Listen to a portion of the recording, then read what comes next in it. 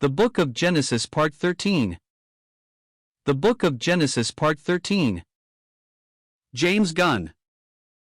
When we began our studies in the Book of Genesis in January 1956, we noticed the two general divisions of the book, namely, the origin of the nations, and the origin of the nation.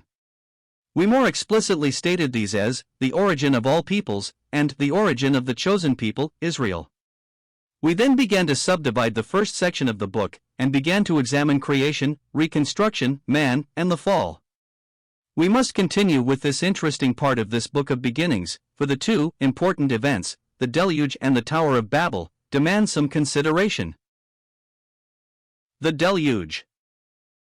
We shall not occupy our time with either the archaeological evidences of the flood or with the geological effects of the flood. That there are certain scientific difficulties in many honest minds to our understanding of the details of the deluge is conceded, but the sincere Christian does not expect God to reveal every detail of his act to his creature man. For the believer, it is sufficient to know that God has accomplished works of his own planning. The spiritual mind confides in God and seeks to understand only that which God is pleased to reveal of his mighty acts and inscrutable ways. The retrospect. The first family, a review of chapters 4 and 5 will acquaint us with the family life of early man. The very first human family, that of Adam and Eve, suffered through the fall the sorrow of travail, the mystery of pain, the toil of the provider, the grief of bereavement, the violence of crime. The first death in the human family was by the hand of man, as if to show that death did not come through God, but by human sin, the severity of sovereign punishment, and the certainty of death.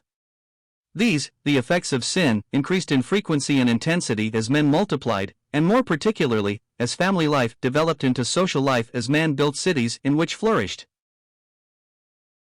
The first civilization. The features of a substantial civilization are given us in chapter 4, where we read of a city, therefore architectural design, 17, of gainful employment, 20, the musical arts, 21, poetical literature, 23-24, a system of technical education, 22, and manufacturing, 23.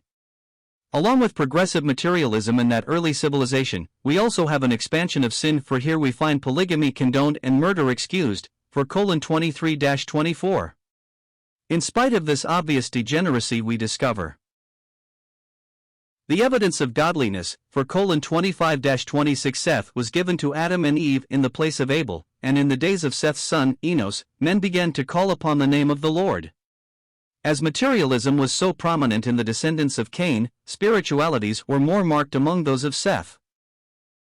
Notwithstanding the salutary influence of the godliness of the line of Seth, God saw that the wickedness of men was great in the earth, and that every imagination of the thoughts of his heart was only evil continually. And it repented the Lord that he had made man on the earth. Genesis 6 verses 5-6. Moreover, the two lines soon intermingled, and the result of their abnormal wickedness soon appeared. 6:4. Those who called upon the name of the Lord looked upon the daughters of men, those of Cain. They took wives of all which they chose.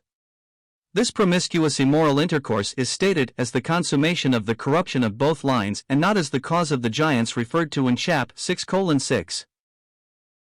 There are two characteristics of antediluvian humanity which do not generally exist since the flood, namely, the longevity of the span of life, and the hugeness of the human frame. There were giants in the earth in those days.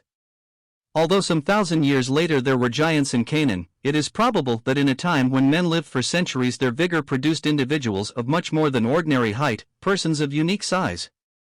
It is no more necessary for the Bible student to seek an explanation for the immensity of the physical bodies of the Nephilim, giants, than it is to seek a reason for the prolongation of physical existence in antediluvian days.